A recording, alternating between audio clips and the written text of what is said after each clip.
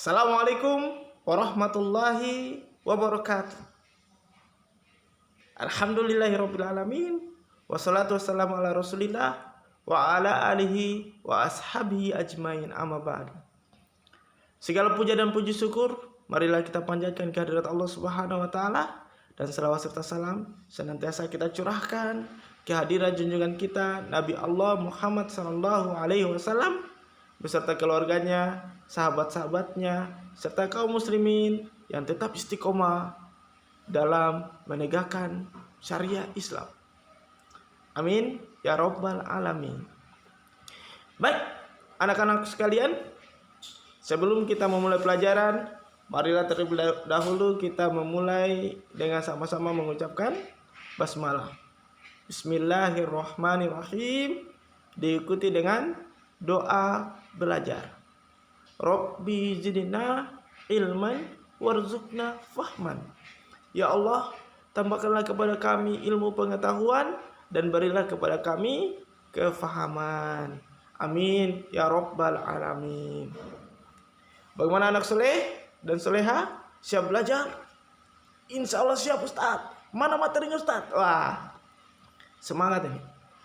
Baik, apa yang akan kita pelajari pada kesempatan pagi hari ini? Kita akan mempelajari tentang tema 2, subtema 2, pembelajaran 3.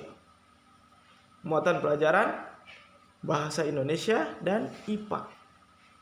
Terus Ustadz, apa tujuan pembelajaran kita? Tujuan pembelajaran kita adalah yang pertama, Anda mampu menulis peristiwa penting tentang semangat persatuan dan kesatuan dalam bentuk peta pikiran berdasarkan teks sejarah menggunakan aspek adik simba, apa, di mana, kapan, siapa, dengan menggunakan kalimat yang efektif. Kemarin kita sudah mempelajari. Yang kedua adalah melalui pengamatan dan video serta membaca teks, siswa mampu mengidentifikasi cara hewan menyesuaikan diri dengan lingkungannya. Bagaimana cara hewan menyesuaikan diri dengan lingkungannya? Nanti kita akan mempelajarinya.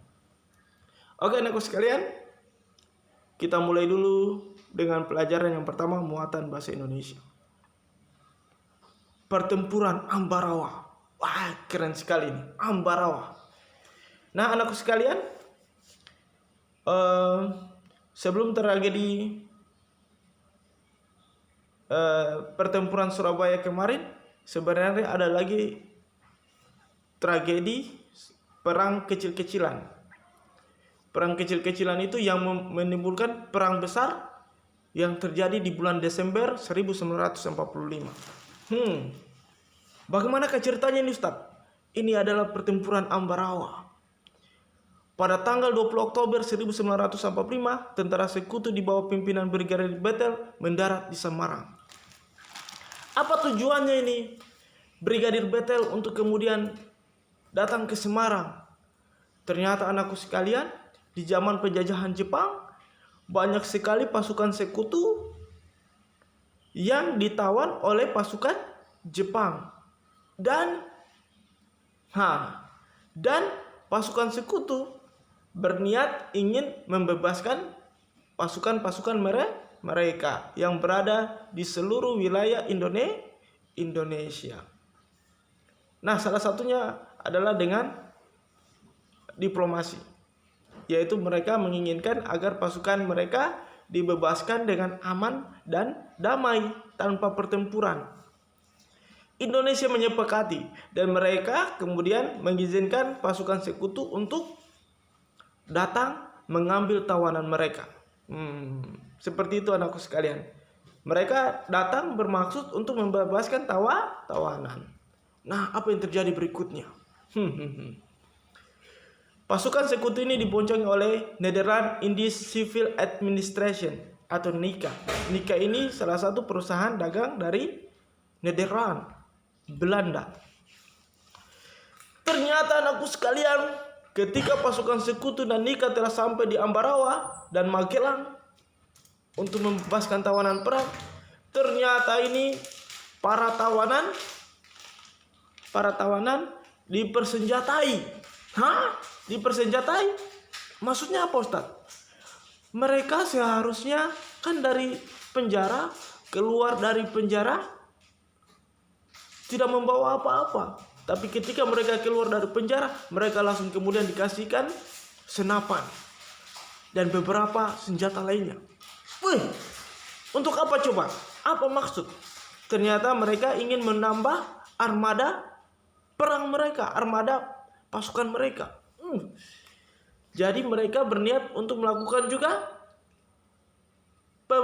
pemberontakan atau penjajahan kembali. Masya Allah, subhanallah. Mereka ingin kemudian masih ingin tetap menjajah Indonesia. Padahal Indonesia sudah merdeka.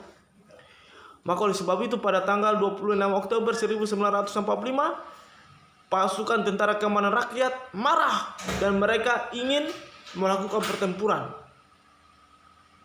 dengan pasukan gabungan. Tapi insiden tersebut terhenti. Jadi tidak terjadi pertempuran di Kota Magelang.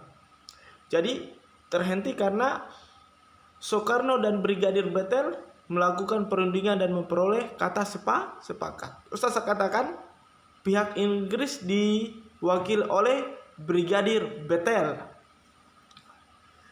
Ternyata anakku sekalian, memang wataknya penjajah dari dulu seperti itu. Mereka suka mengingkari janji. Kau yang berjanji, kau yang mengingkari. Subhanallah. Jadi anakku sekalian, seperti yang Ustaz katakan, dari dulu memang sifatnya penjajah seperti itu. Mereka suka mengingkari janji. Kayak Israel suka mengingkari janji.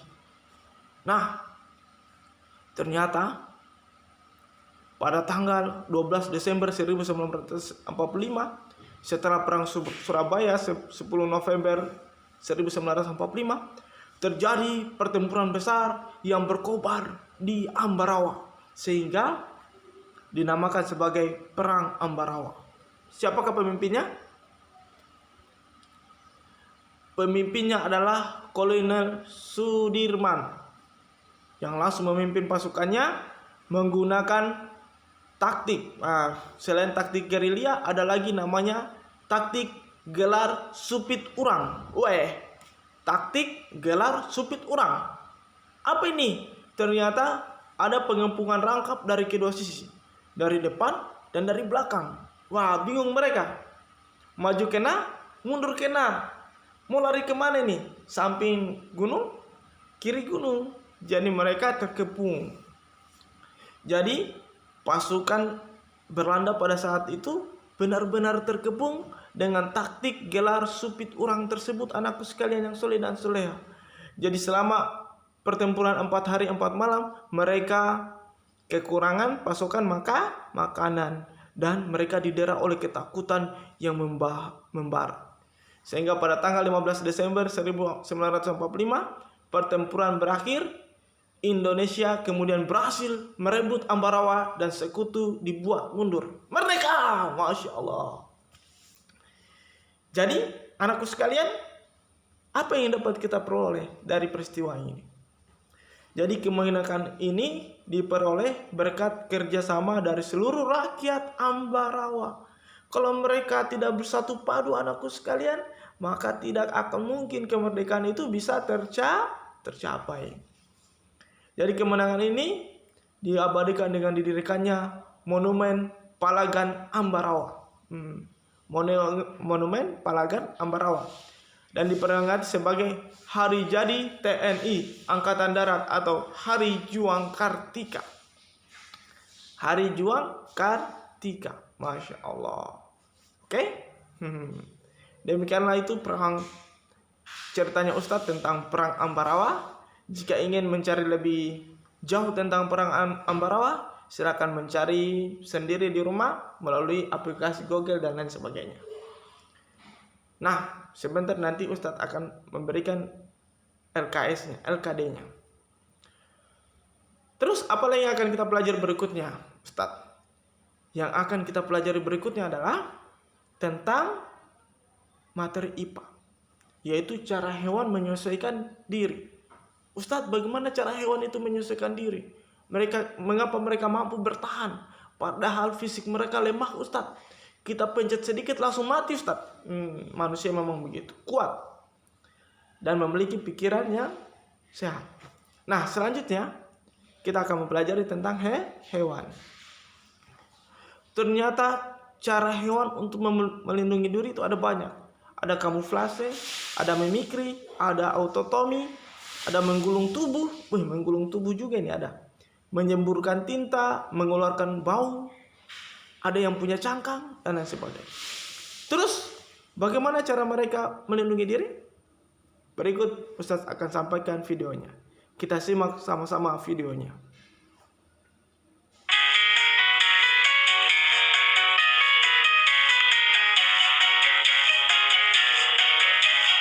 Berikut ini adalah cara adaptasi hewan untuk melindungi diri. Klik satu persatu ya. Kamuflase.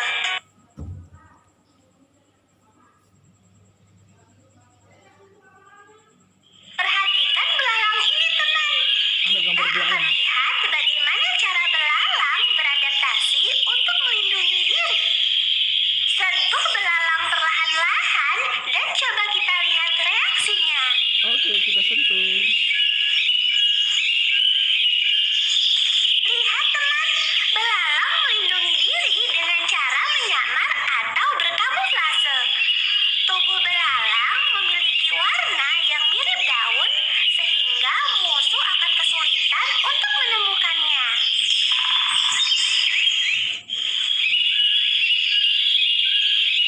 Kamuflase itu anak sekalian. Berikut ini mimikri.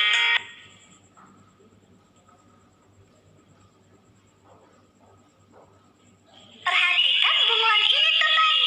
Kita akan lihat bagaimana cara bunglon beradaptasi untuk melindungi diri.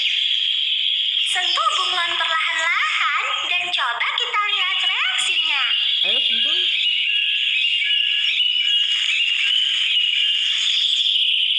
Wah, lihat.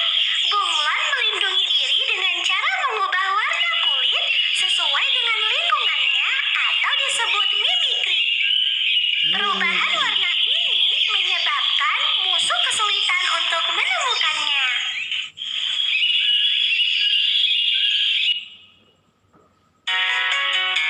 Berikut autotomi.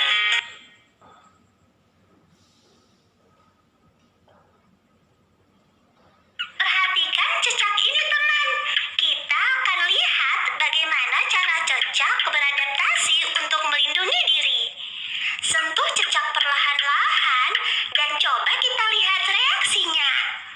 Sentuh. Lihat, ekor cecak putus. Ternyata cecak memutuskan sebagian ekornya untuk mengelabui musuh. Cara melindungi diri dengan memutuskan ekor ini biasa disebut autotomi, teman. Ekor yang telah putus dapat tumbuh seperti semula setelah beberapa bulan.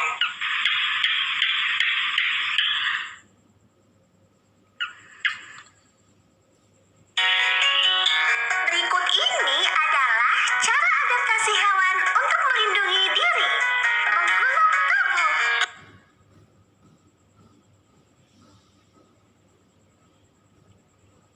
Perhatikan terenggiling ini, teman. Kita akan lihat bagaimana cara terenggiling beradaptasi untuk melindungi diri. Sentuh terenggiling perlahan-lahan dan coba kita lihat reaksinya.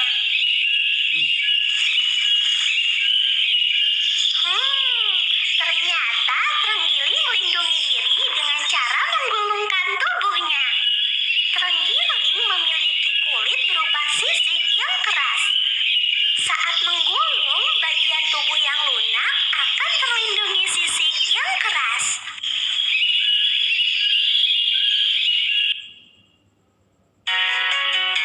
Berikut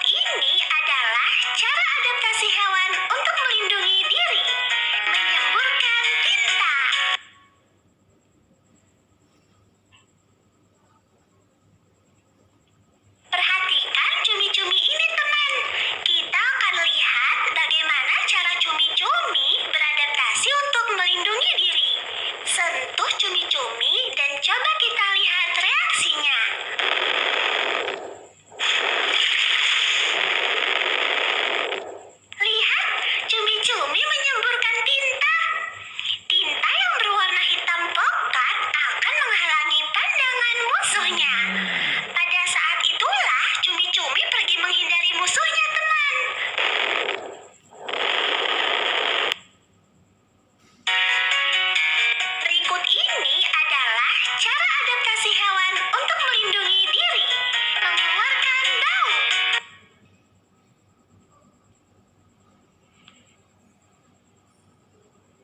Perhatikan walang sangit ini, teman. Kita akan lihat bagaimana cara walang sangit beradaptasi untuk melindungi diri. Sentuh walang sangit perlahan-lahan dan coba kita lihat reaksinya. Ih, bau. Ternyata walang sangit dapat mengeluarkan bau yang tidak sedap. Dalam keadaan bahaya, walang sangit dapat mengeluarkan bau tidak sedap yang menyebabkan musuhnya menjauh.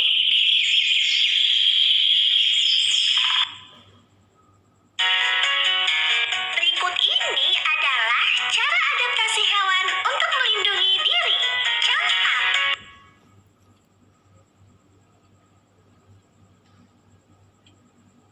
Perhatikan siput ini, teman.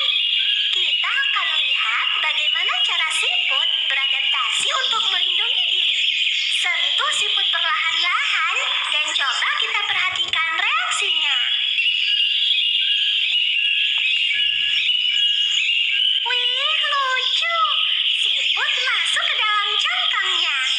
Seperti yang kita tahu, siput membawa cangkangnya kemanapun dia pergi. Siput akan masuk ke dalam cangkangnya yang sangat keras jika terjadi ancaman dari musuh.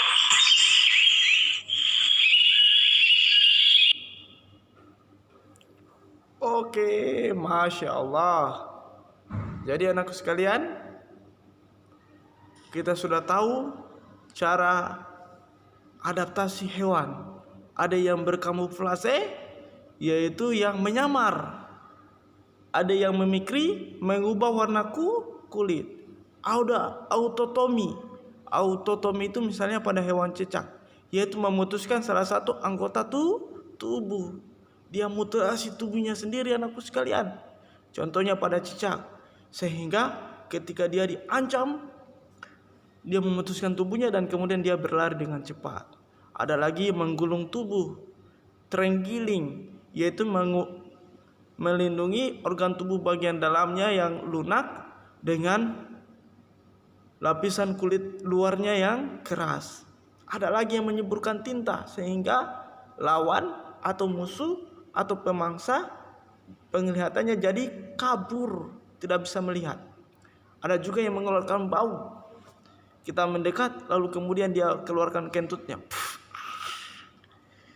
Nah, itu seperti walang sengit. Ada lagi yang menggunakan cangkang, kayak siput dan kura-kura. Oke, anak sekalian yang soleh dan solehah, demikianlah yang dapat Ustaz sampaikan. Lebih dan kurangnya mohon dimaafkan. Untuk selanjutnya silakan kerja tugasnya, anakku sekalian yang soleh dan solehah. Hasilnya bisa dikumpulkan dalam bentuk JPEG sampai sebentar. Dan hasil tugasnya itu dikumpul setiap hari Jumat pekan ini. Oke? Pekan depan, pekan lalu dan pekan ini digabung, dikumpul hari Jumat. Aktivitas belajarnya boleh dikirim kepada Ustadz. Oke, demikianlah dapat Ustadz sampaikan. Assalamualaikum warahmatullahi wabarakatuh.